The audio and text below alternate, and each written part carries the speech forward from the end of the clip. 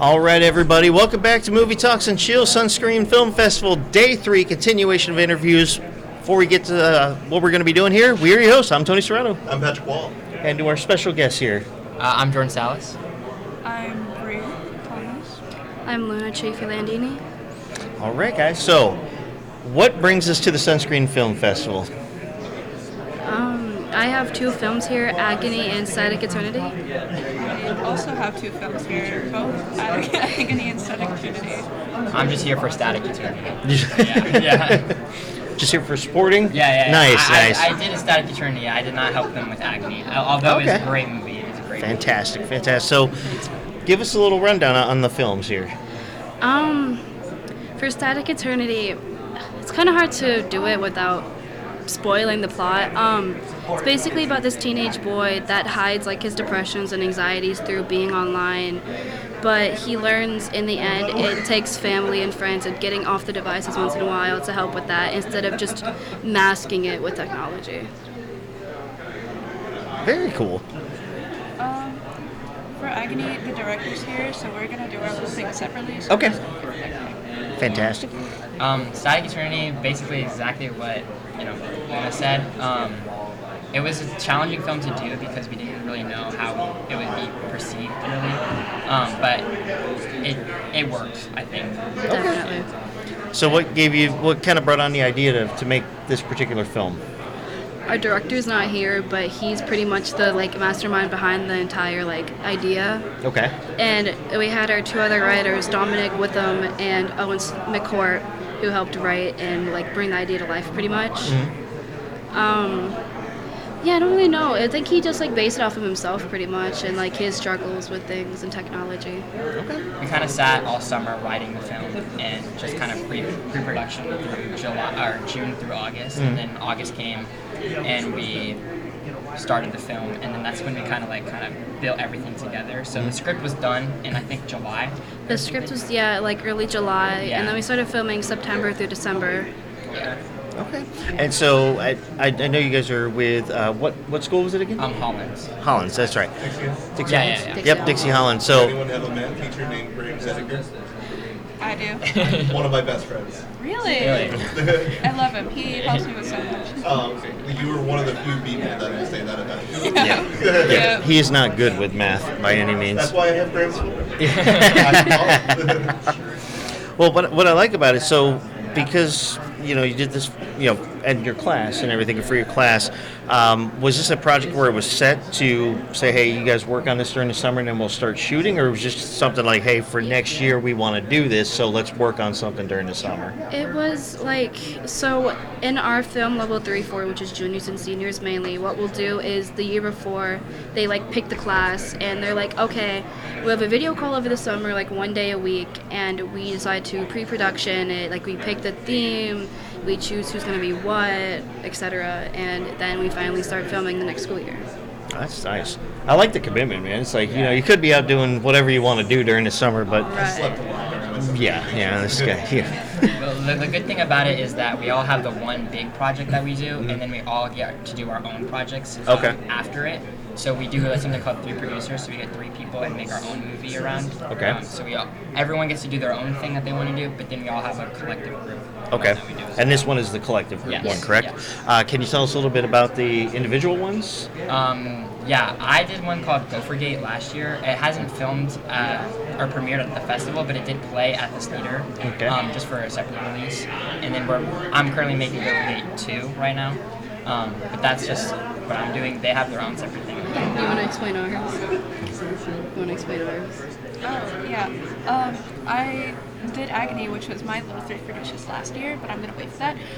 This year, however, I kind of did this little thing where it was this surrealist kind of thing, or is this this guy kind of going through this severe depressive episode almost, and it was how the mind kind of goes through that. Okay. We got a boxing ring for it. So that's pretty It's still in production. And what about you? What do you work? What is your individual? We work together. Oh, you work together now? Last year I worked on this one film, which I don't think gone to any film festivals. I don't think we sent it to any, but it was called Delusional Grandier. Okay. And it was like a comedy skit about a director that like sucked at directing. And it's supposed to be like a behind the scenes of everything that the director did on like these crappy movies. And it was pretty funny. I think it would have fit into this festival pretty well. Kind of sounds something like a Ed Wood type thing. Yeah. The guy who made some of the worst movies ever made. You guys know that name, Ed Wood? Yeah, I think so. Sounds familiar. Plan 9 from Outer Space, rated as the worst movie ever I've mid. seen that movie. Yes. It stars an Elvira before Elvira was a thing. Yes, Yeah. yes. What's Mistress of the Night? I can't remember. Yeah, of the Dark, yeah. Yeah, something like that. Yeah. Oh yeah. So, but yeah, if you know that name, but he, obviously being the worst sometimes can be good because he got a whole movie where Johnny Depp plays him, later on based Right on. after Outer Space, one of the lead actors dies like halfway through Yeah. filming. So when he leaves the house, all you do see is like a pair of legs sticking out from off screen. That's because the Yeah. actor who was going to be in that scene is straight up dropped dead the day before. Oh my god. That's how bad the movie was. Yeah. It literally They killed kept him. going. It literally killed him. So when you guys make these movies and films, like, what are you normally shooting on? I'd like to get technical with some stuff too. Usually it's like Canon DSLR. Okay. Yeah. And then sometimes, if you're really good with it, you can use like the big Sony cameras that like you hold at the top, like the newscasters use. Oh yeah. That's what I use for my film producer is the big Sony ones. Oh, nice. I just felt like they were better than the DSLRs and gave it better quality. And to be honest, it's kind of like better to like do whip pan shots with it, which is a lot in our film because there's a lot of action scenes in it. So Yeah, you get a lot more leverage that way with that yeah. type thing. It's heavy, but it's worth it. It's Oh, absolutely. Yeah. 100%. We were gonna use Sony's, but as the camera person, I kind of have a little bit of trauma using them from a past film I did for the director of Agony in that one. So I'm like, I can't. I love hearing the pain stories of filmmaking, because that's what true filmmaking is all about. It's about the pain that goes No. with it, because if you can suffer through that and still get it done. With the No. Sonys, we had this like really like skinny wobbly tripod and then And this it- big old Sony just like on it. It wasn't holding it, so I had to like hold the Sony on top of the tripod, and it was like 8 hours of filming in the one single spot, and my arms were killing me, and so I had to be like, ugh. And when they looked back at the film, it was really shaky because I was holding this heavy Sony. And they were like, we cannot use this. And I'm like, that's a personal problem. You made me do this for 8 hours. So you should do a short film about that, the pains of holding the Sony. Sure, Like, I really the 8 hours, that would be your short. Cut 8 hours into like 5-7 minutes Just of film the the thing. entire 8 hours. Oh, yeah, right. Oh, yeah. It's 3 features of just somebody standing there holding a camera. holding the Sony. And it was funny because like this tripod was like above how tall I am, and I'm like 5'3", and so I was up here like, come on, please be done with this film, please. I know the pains of being vertically challenged. Yeah. I only got about 3 inches on you, so I know exactly how that feels. Oh, that's great. And so you had the written. You said written in July. You started shooting. How long did it take to complete the project, like from production to post production? Oh my goodness. I think it would be until about right before Christmas. So Okay. We did that. I was the lead editor of it, so basically we finished filming like October, I think, and it took forever to actually do it. Pretty We sure. filmed later than that because like we kept having setbacks and Oh, whatnot. right. So we ended up filming till December. Okay. And then editing didn't. Chemistry class. Stupid. Just get in the way of filming. And then editing like got done in the beginning of January, enough for film festivals, but like it wasn't set editing like how it was in here until like right before this. Okay. Yeah, Like- well, I just know that we sat in school until like 9 p.m. No, yeah, Me and y'all Anderson, sat just late. just editing like nonstop because we just didn't have time to finish it during the school hours. So I Yeah. mean, it was a good experience. Oh, editing, absolutely. But it was a long day. And that's some of the best real life film experience, because working out school and still getting it done. So that's also an attribute to you guys too. I mean, putting in the effort and the time, that's fantastic. But it's getting used to what it's going to be like in the film industry. I mean, I'm going to Ringling next year for. I remember we talked about this last year. You were on Yeah, with yeah, us yeah. last year. I think you guys wrote Yeah, with we us did last last year. year. Yeah. So Congratulations on getting it. yes, Thank you. congratulations. That is Applying to Ringling as well? I'm not going into school for film. Oh, Okay. You're just gonna do it, be a legend. If there's like filming at my college, like I'm down to like join clubs and things for it. okay. But like I'm Okay. going into school for psychology, so. Gotcha. Okay. Well, that's actually not a bad feel because you can probably help your filmmaker friends here when they start going nuts. Hey, are you guys Over all the- okay? We need help. Yes. You specialize in camera holding trauma. If I need a tripod, I'll bring it out. I got you. And what about you? Are you going to there as well, or are you going to another school or I'm film? not going to Ringling, but I am going abroad. Okay. Yeah, I'm going to England for photography, film engineering, that fun stuff. Wow. You made it sound so low key. I'm not going to Ringland. I'm just going abroad. I'm just going to England. It doesn't really matter. That place over there. Just going to Europe. Yeah. It's not big enough. We had a director on yesterday who went to a school in London. Yep. And she said nothing but great things about it, so I'm sure you'll have a great time. Just remember, the legal drinking age over there is 18, and I know. every other thing is a bar. I know, I'm from Europe, so I'm like, Oh, okay, okay. yeah. Let's go back. Yeah. Welcome to Patrick telling minors where to go drinking and what age. So They're of legal age over there. It's okay. Don't drink here. We're of But age. we'll go over there. So, so you got it done like by December, you said? Yeah. Fully, Yeah, fully pretty done. much, yeah. Okay. And then when did you? Then that's the ones that came in here, right? Yes. For this film festival. So you guys kind of got in right at the At the- gauntlet there, Definitely. at the end there. Well, that's pretty good though, because I mean, usually, even those later submissions, it's tough to get in. So that Yeah. actually says something also about what you guys have put into it. But that sounds really cool to me. I like it.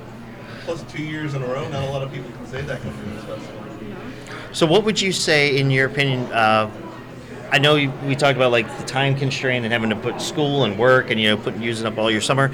What, in your guys' opinions, do you think was one of the most challenging parts about getting this done? Ooh.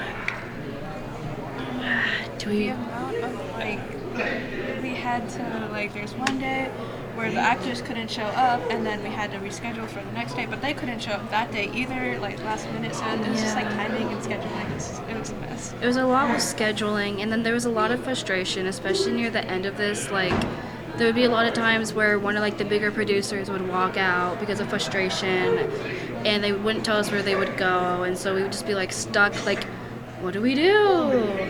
Or there'd be times where bigger producers, the director or assistant directors, wouldn't be able to make it to a shoot, and so it was up to me as a director of photography to be okay, I guess I got to take over for directing, and have to do it all myself. I remember there was one scene in a cafeteria where we had a bunch of extras, and I had to direct them all along with the actual main actors and film them, and I was like, this is difficult, man. Absolutely. What about you? I'll be honest, I just did the editing, so I wasn't really there for all of that. I guess the most stressful thing was staying after school to edit all the time. And it wasn't really stressful, it was just a lot of work. And I actually work at this theater, so there was a lot of times where I had to be I gotta go. Yep. I gotta work. Which made it push back a little bit, which I know was frustrating on our teacher, Mr. Anderson, but at the end I think we got it done and it was good Yep. for what we did. Well, you definitely got it done. Got it so done. you're here, so you got Yes. it done. No, that's really good too, and that's another thing you're gonna learn with this stuff is you're gonna have things that are hiccups, and unless you're in Hollywood where the studio can just bring somebody else in on a whim, you're gonna have to deal with that. But there was our two guests that were just on here before you guys. That did a couple features, and if you run into them, we point them out to you. They can give you a lot of good, helpful hints on problem solving, working that out. But you guys Literally did. putting out fires. Yeah, they literally put out a fire and That's crazy. and created a thing, and above a dry glass field. and in they their had to be the shot. ones to put out the fire. So Wow. they would be really good if you're interested. 'Cause they said, hey, we work together, we figure it out as a team, as a production team. Because a lot of people don't do that. A lot of people just throw in the towel and say we can't do this. But yeah, definitely check them out because they've done a lot of features and stuff and worked in the industry for a while. So that's good for them. Do we want to talk about the other film, or you guys have anything else you want to bring in? I know we have another film to speak about. Yeah. I don't think we really got anything. Do you, Jordan? I'm good with static eternity. I'm just working on Go for Gay right now. Gotcha. It should be out soon. Hopefully by next Sunscreen, I can get it in there. Absolutely. It is the sequel, so I don't know how that's gonna work. Okay. Well, keep us. So we have like our social media contacts there. So keep us informed if you're Okay. going to be able to get that out there. Yeah, so I got and you. then we can definitely talk about it. All right, yeah. The first one's out already. If you want to watch it, it's on Okay. YouTube. But yeah, I can send that over. If Nice, you want. Yeah. nice, very cool, very cool. So what's the second one we're going to be talking about is Agony. Agony. Agony. Agony. Okay, Agony. All right. Well, let's bring in Agony. Heck yeah. Bye, Jordan. Yes. Bye, Jordan.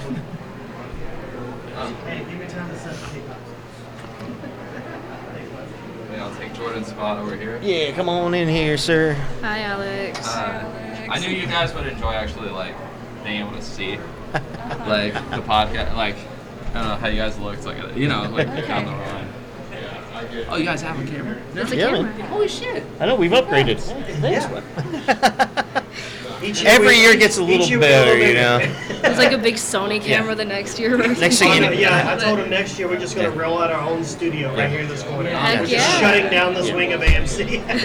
next time we're gonna have some drones over here. Yeah, It's gonna be yeah. a full lighting setup. We're you going to know. hack into their Yeah. cameras. You, like, take out the we're not gonna ceiling use this camera completely. anymore. Yeah, we actually could talk to them. Let's take this wall out. We need Yeah. more room. And The let's set up back this here. We'll do a little sound No one needs booth. that stairwell. No one's using Sound that booth stairwell. checks over here. Or Sound like booth a check. half wall and a door, so it's your own little area. I'm sorry, this is the velvet carpet. All right. So to our new guest, introduce yourself, please, sir. Hello, my name is.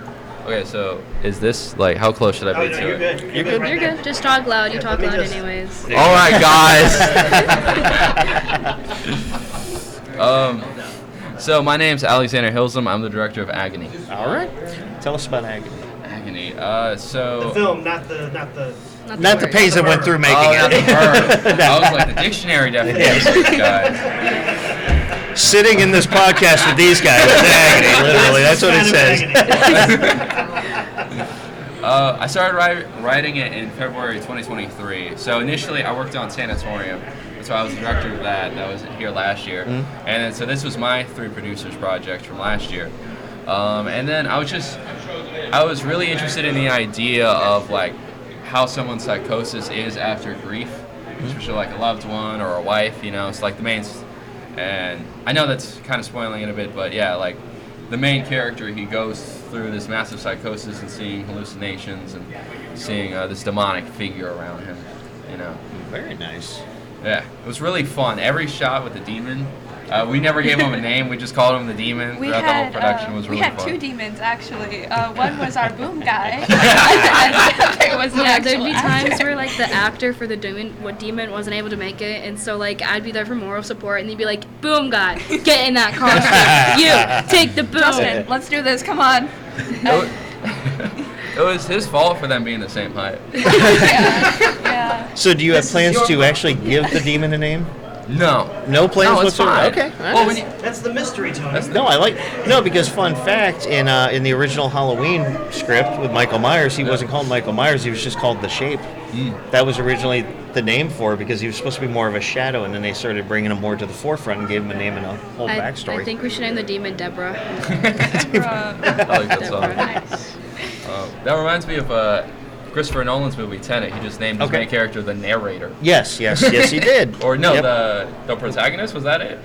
Or It might something be, like might that. be the protagonist. Yeah. I have to look it up, actually. I'm not 100%. You'll find I do that with these guys. When I don't know for sure, I'll say I'm not 100%, Yeah. but maybe I'm right. And what Avatar had Dio Ex Machina? Yes. There- He says not 100% a lot, though. But anyway. Oh. And how long did Agony take to put together? So we filmed it from February to April. Like, we wrote the script pretty fast. And because we were supposed to already have a script done by January, and we hadn't started on that till February. A little procrastinate. Yeah, and then, so I graduated in May. And then by the time I was getting towards graduation, I had a rough cut done, but I was not like, I wanted to have fun. I was not in a space where I'm like, I'm going to finish this movie. It wasn't until after I graduated, I finished it in October because I just sort of procrastinated, didn't spend. And then there was a lot of parts of the movie where I was like, I don't like this. Or like, I'm very nitpicky on my films. So I'm like, oh man, if only I could reshoot this or do that or whatever. But I just decided to be like, I'm in the editing. This is what I have. What's the best thing I can do with it? Yeah. Oh, very cool. And I personally submitted this project. Oh, okay. Yeah, Anderson didn't. I don't think Anderson really wanted to, so I'm going to be completely honest. But we got in. Very cool, man. It was really funny when he stopped us in the hallway. He's like, "Did you fix up your cut at rough edit at all for this festival? Please say you did." Yeah, there's a 10-minute cut out there that he prefers, but I don't know. To me, the 12-minute is canon. Got you. You probably could have just said, if it makes you feel any better, yeah, sure, we did. Sure, I mean, yeah. if that makes you feel better. He just starts If you want me to say Yes. He starts thinking of different. Yeah. I mean, you can see for yourself which one I use. Yeah. Are you gonna count the seconds, Miss Anderson? Well, Mr. Anderson. like you're Neo now. Yeah, Like- just turn into Neo. That's awesome, man. So you submitted it yourself. It was playing in the block this morning, correct? Yeah. All the films today. Nice. How did the turnout go? I'd say it was pretty good. I would say it was equal or greater than last year. Okay. Hey, that's all you can ask for. Yeah. I also hear you have some good news where you got accepted. Oh, okay, yeah. I'm going to Ringling College of Art and Design. Congratulations, sir. Yeah. That is not an easy school to get into by any means. And so your ultimate goal for this, like going to Ringling, doing film, are you looking to maybe focus more on like indie where you have a little more control? Are you looking to eventually Hollywood, the big studio stuff? Well, what's your thoughts? I'd say the goal's Hollywood. I looked up who had the most Oscars because I like seeing a lot of inspirational stuff, and it was like the number 6 for a director. So I'm like, I gotta get 7. I was like, that's That's a good process. Who had the 6? John something. It was not a very familiar name to me. He directed a lot in the 1940s. Okay. Well, we got our fact checker over here. That makes sense because there was nobody else directing. I was wondering. I was like, man, the competition was not steep. No. Every year. So you can blame this on your mom, but so what's Alex and the Good Guys? My mom's adorable. I love my mom. While we were on the other side, I was getting really that cute, story. When I was like 4, I used to run around and like I'd have like a whole TV show in my head that I'd be like acting out and whatnot. And yeah, there was a couple ones, but yeah, I remember telling her like, yeah, it's called Alex and the Good Guys. He's always been a filmmaker. That's really cute that she remembers. He's like, thanks for bringing that up there, Patrick. Thanks, Or Mom. Kevin. He wants to bring out some naked baby pictures next. It's getting really embarrassed. Here, so let me show you. Yeah. Here he is, literally holding a TV in the shower. So do you guys have any plans for do you have a next film in mind that you're ready to start putting together? Personally, no. I've just been working freelance. Okay. And doing like different jobs and whatnot.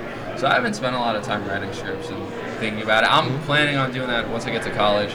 It's a lot harder to get people to work for you for free when you're not in school. Right now, I'm working more in photography rather than film because that's a little more interesting, a little less long. So yeah. And I think ultimately with photography, you have a little bit more control over that. Like you're not really unless you're photographing people or something. Yeah. You have it's just kind of you doing your own thing on your own time frame, so you're going to show up on time because it's you. As soon as you wake up, you're like, all right, I'm here, I'm on the clock. So is there any particular type of shooting you like to do with photography? I like to do more darker, more surrealist-ish Okay. pieces. Luna here was actually one of my muses for my recent photo shoots. Multiple times. Yeah, that was pretty cool. It was I had this big projector, and I was projecting this skull image onto her face, and it turned out really good. That's kind of cool. Yeah. I'm working on photography as well. I'm in a college level photography class, and I had to get my portfolio in by middle of May. I've been working a lot taking photography of concerts, so I've been just taking photos of local bands and things currently. Very cool. It sounds like you guys are all on a solid track going forward, man. But also, I just want to first of all say, again, congratulations to all of you on all the success here and everything. Getting into the schools, going abroad, out back out to England, like it's no big deal. Or Europe, no big deal, no big deal. And getting, photography, filmmaking, whatever it is, just follow your passion. But I want to thank you guys again for joining us. Oh, actually. No, good. Oh, sorry. I wanted to tell a funny story in the Sure. theater. No, please. So when we were watching Agony in the credits, Luna's last name, I put it as Hilsum, which is mine, and her mom was there and was like, "Do you gotta tell me something?" She has something to tell me, because he put my actual name, he put Luna, and then my last name, which he also spelled wrong, and then he put in parentheses Hilsum. And my mom came up to me. She was like, "You got something to say to me?"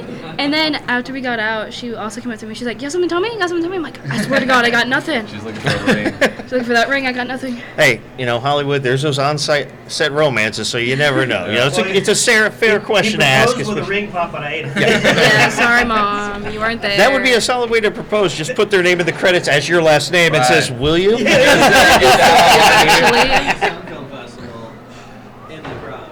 Yes, Yeah. exactly. Yes. Yeah, people start bringing out flowers. Will you marry me? Have a violin orchestra playing Yeah. in the back.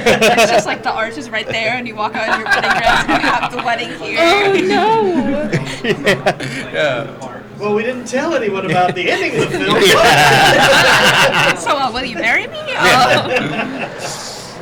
I don't even know who you are. That's the thing. You hope they say yes. Yeah, Like you right. can't walk away on a no on that You one. better be dang sure. I hope you'd also know that person, because that'd be kind of weird if they're like a background actor that you barely knew, and you're like, "Will you marry me? Who are you? Yeah. Yeah.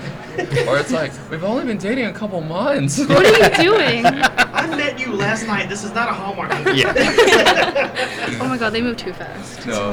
Of all the film festivals in all the world, you had to walk into mine. You Yeah. had to walk into mine. Who are you? Ask this question.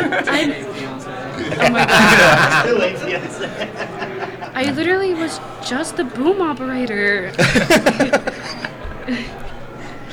Well, that's a short film right there, man. Yeah, it's real cute.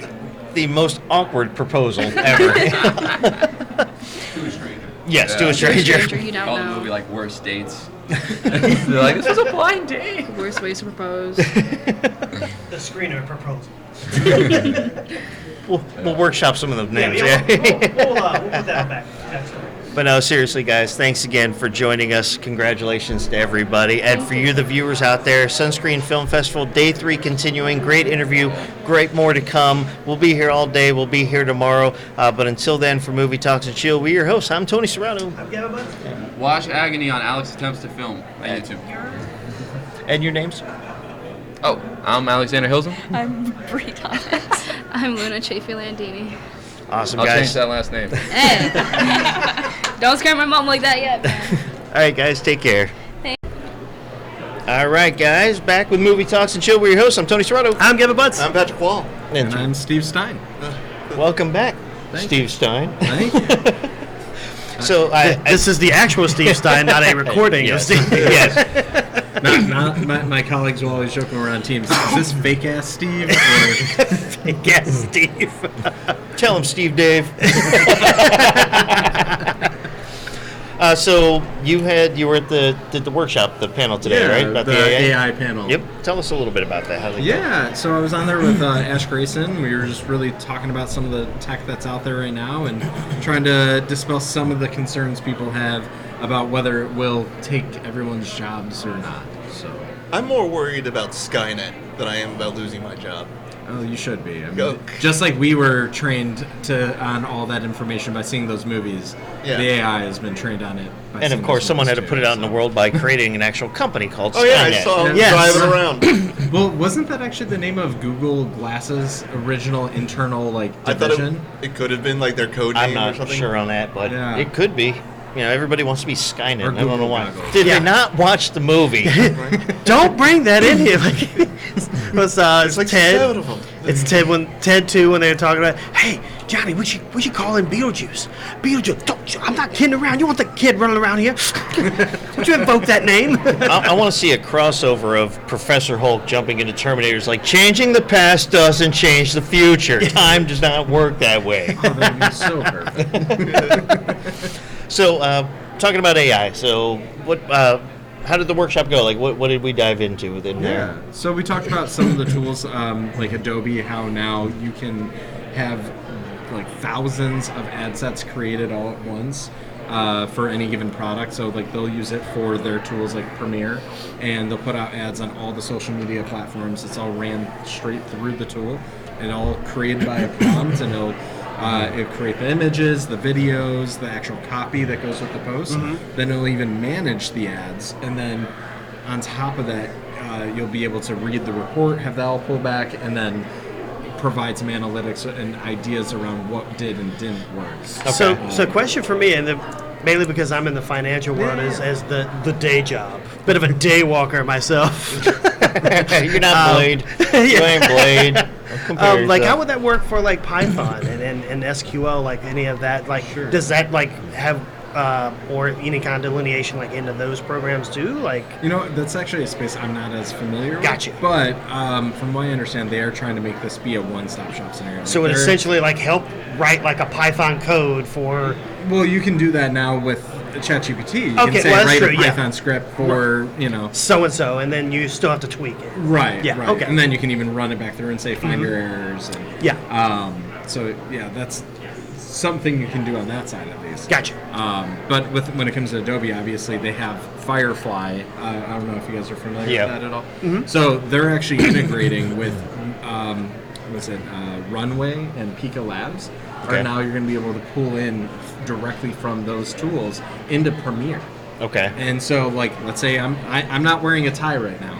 I want to add a tie to me, and I'm walking, and it's without having to do anything, you just highlight on the shirt, add a gray tie, and it'll add and give you multiple examples. Okay. Options, and it'll look like it was there when you shot it. Huh. I've even seen a demo. You can see the shadows look like they're Wow. very accurate. So. Well, real quick, going back, because I know what it is. These guys probably know, but just if you could explain like what Firefly is for people who listen, if they don't know. Yeah, Firefly is the AI generation aspect of Adobe's tools. So it's integrated within Premiere, Photoshop.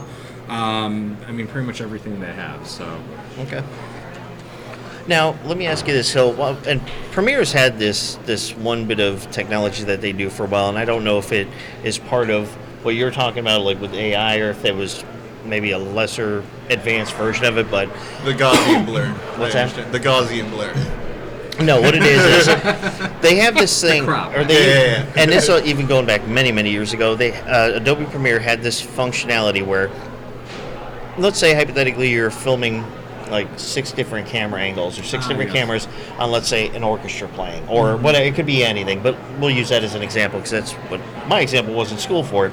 Right. Is you have all these different camera angles, you have all this video, so instead of cutting back and switching, they had this function where it would download all the things, and then it would just have you hit a button, and it would basically automatically just clip it for you.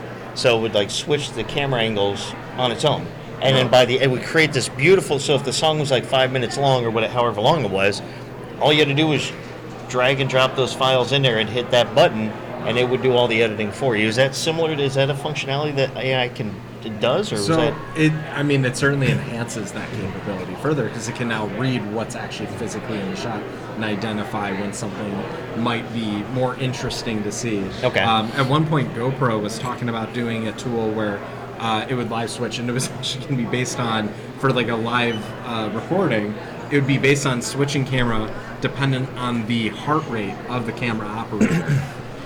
Obviously, someone has a heart condition, you're going to have some really weird shots getting chosen. Yeah. Also, I know is the White Tracy sisters would love this tool with all the cameras they use in every shot they do in every one of their movies. Well, like you talk about, like using like camera, or if you have multiple cameras, or even online type stuff, finding out, like choosing the camera to pick by what's relevant. That's kind of like what Zoom does if you're in one of those. If you're not in that split screen feature, like you'll see the little version of them up, or the big version, you'll see the little version of you up there. But then when you play it back after the recording, if Gavin's talking, I'm on Zoom with him, it'll be focused on him. Then as soon as I start speaking or start speaking of relevance, it'll switch to me. Is that a similar functionality as well, where it picks out relevance, or is that? I'm not quite sure exactly how they're going about that, but it is kind of interesting how, even with that though, it's such an imperfect thing, because let's say you clear your throat, all of a sudden, like, you'll appear on screen for just a split second, and it goes back to somebody else. It's like Patrick's face. Oh. Look if I blow my nose, puts a chip everyone in in his the meeting mouth. just sees. You pull your nose, you're like sitting there with the tissue up there. It's you like 3 seconds. He looks up. Oh, What had happened was, I'm not crying, you're crying. I just got something in both my eyes. It's raining indoors. You can't prove otherwise. some of the other areas we did get into, though, also had to do with, like, what are the ethical applications? How can it be utilized to help the workflow overall? And what are some of the areas that we see it impacting the industry? First thing I want to clarify is, no, this will not take people's jobs. But someone who uses the tool could replace someone who doesn't. And so that's something just to be aware of. There's. But it could shrink a team of 10 to a team of 2. That is potential. There is potential that it consolidates that, because certain roles will be able to be done quicker. I mean, visual effects are going to be more accessible than ever. I mean, imagine the type of short films we'll be able to see here in 5 years from now, and the quality of visual effects that will be built into some of these stories. Just look at Snapchat filters. Right. I mean, that is an AI aspect of it. So, one of the areas I had talked about is, imagine there's a custom GPT that gets trained on Sid Feld's novels of, Save the Cat or screenwriting or screenplay, and you train it on those books. Obviously, it would have to be done by his wife, not just any of us who bought the book and go, hey, learn this book. But you might be able to download or pay for a subscription to this tool that then will walk you through the screenwriting process. It makes the knowledge more accessible. Oh, nice. So it's like, I have this idea for a script, and it plots out, just say, like, the first 3 pages, and you're like, okay, I can use this as my baseline and go from there. Or it may say, okay, type in tell me about your character, tell me about their background, tell me about the scene. Okay, now we're going to break down the beats. And it's going to walk you through that process potentially and help you along the way. So someone who's new to storytelling, it might be a very helpful way to help them learn. Then obviously the educational components of AI as well, that will analyze the way you personally learn, optimize the program for you, and then help you along the way. Okay. Nice. Or we could do the opposite for us. We hand in a script to it and it says, you suck. Think about worst script ever. And I've seen You should never write again. So one of the things with my film Deep Awakening that we also talk about is how it is going to be used for scamming. And so, we have these video calls. I mean, you guys have a podcast, so your voices are everywhere. Yep. And, we have these video calls where you can be talking to somebody for hours, and when you do those calls, you're showing everything about the way you think and the way you communicate. And so if that were to ever get hacked, that is all accessible if we use to train an AI, and then next thing you know, you're tricking your family into believing you're the one that needs help. And this is going to make it so that you're not just seeing major companies and billionaires getting hit up with $100,000 and $1 million here and there. No, it's going to be your sister calling you and saying, hey, my card's not working. Can you pay this $10 thing? And it's gonna feel like nothing because it's $10.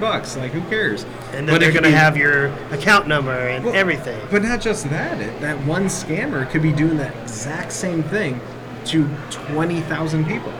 And $10 multiplied by that many people, they're gonna get away with that much more. So we need to see the right guardrails come into place to help protect against this too. Not to mention, I mean, the AI is super advanced type of technology, but I mean, you get, especially targeting like the senior community, they're already getting scammed by just regular people because they don't know any better, or they're alone, or they're just. John Oliver actually just did a great expose on that one.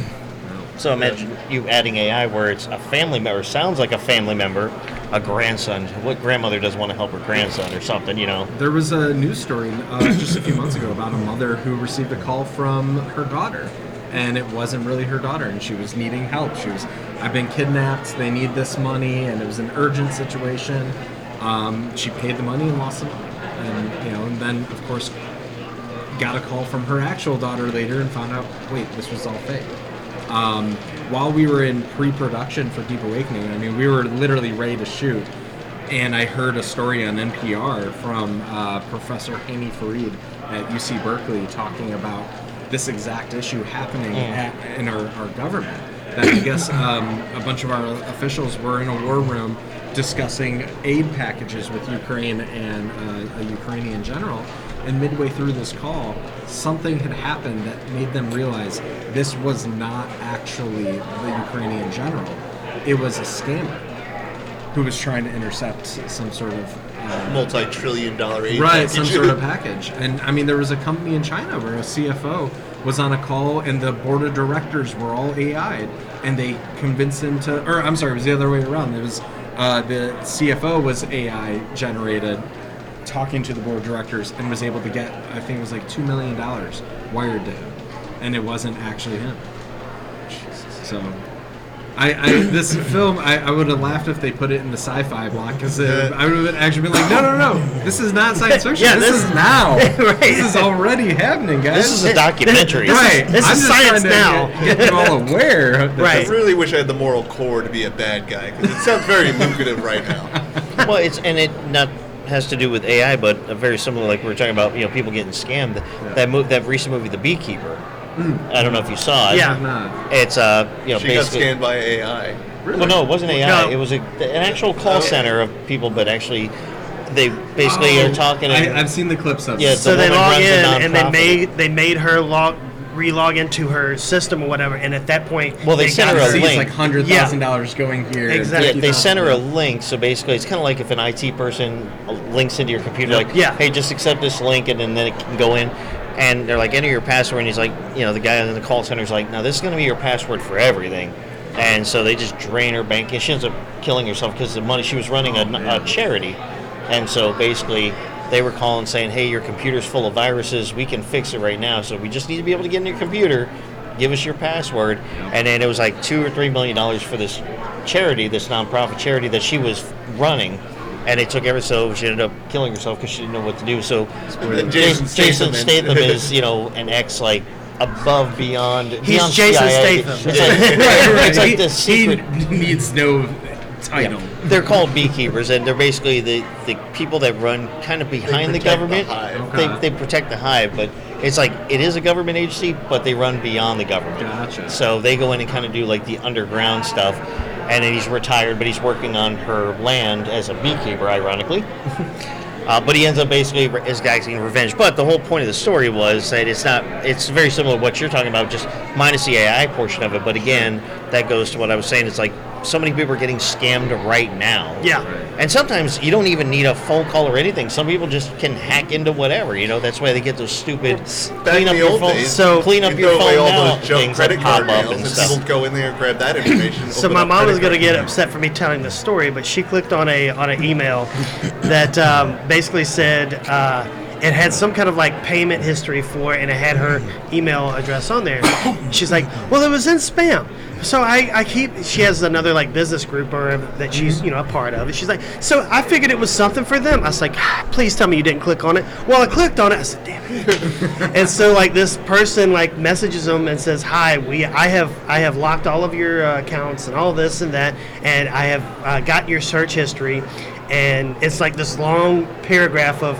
Basically, it's trying to say, I know that all the porn sites that you've been on, I'm going to release this to all your contacts in your email address if you don't pay me something like $2,000 or whatever. Go for it. My friends need to watch better porn. And All my contacts are the ones who sent me those. and links. so she's reading like the demands, and she's like, Gav, one, I've never looked at any kind of porn site, which is my mom. I could probably, yes.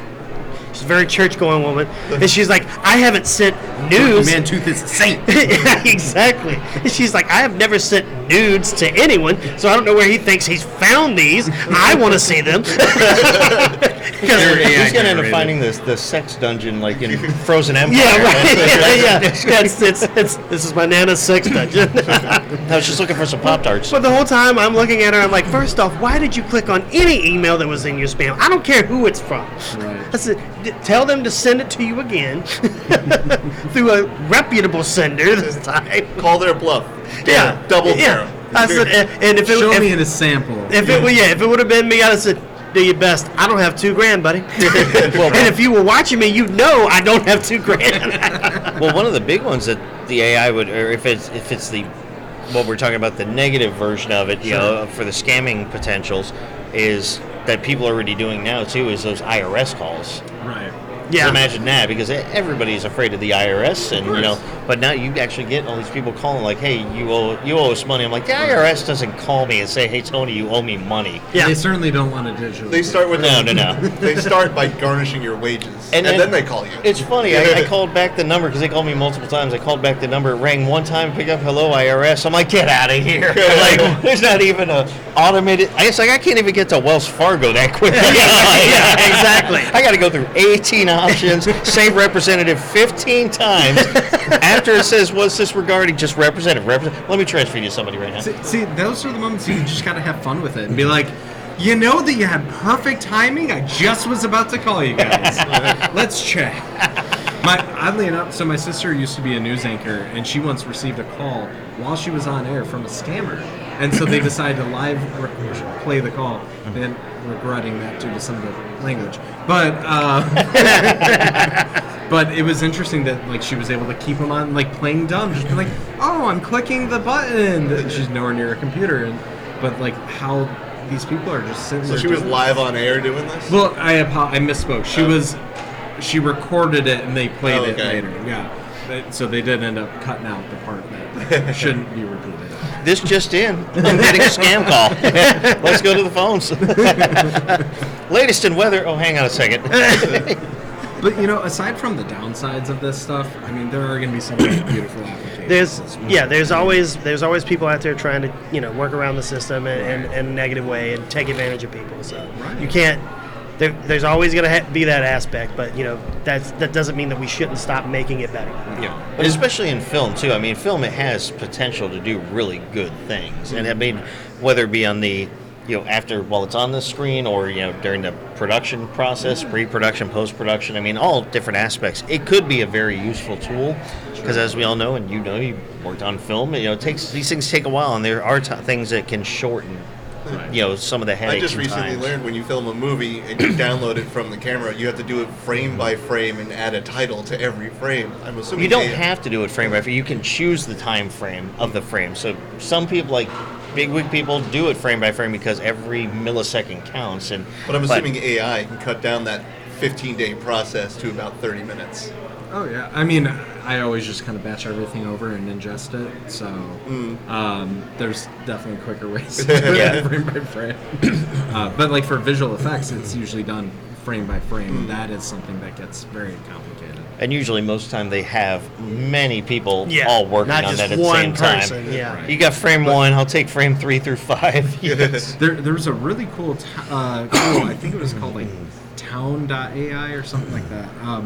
Essentially, it was a South Park simulator. Okay. Where you can pop in your own ideas. They used AIs to believe they were a town full of writers that live in South Park. So, kind of getting into simulation theory here. And, these AIs that think they're real, that think they're real writers that write for South Park. And it would auto create the episode. And so in the demo they showed, in this episode we want Tom Cruise, Elon Musk is going to betray Cartman, and I don't remember, so I'm just going to make it up and say Denzel Washington is the third. But it was like you hear the voice, you see a character that looks, and they have each of the scenarios. And so it was a full episode that was auto-created this, and everyone was like, yeah, but it's really bad. Well, yeah, it was bad. It looked like a real episode. The quality of the writing was shit. But Yeah. the reality is, a year and a half ago, 2 years ago, none of this was possible. Yeah. We went from text to image not being possible to text to video being here now. Yeah.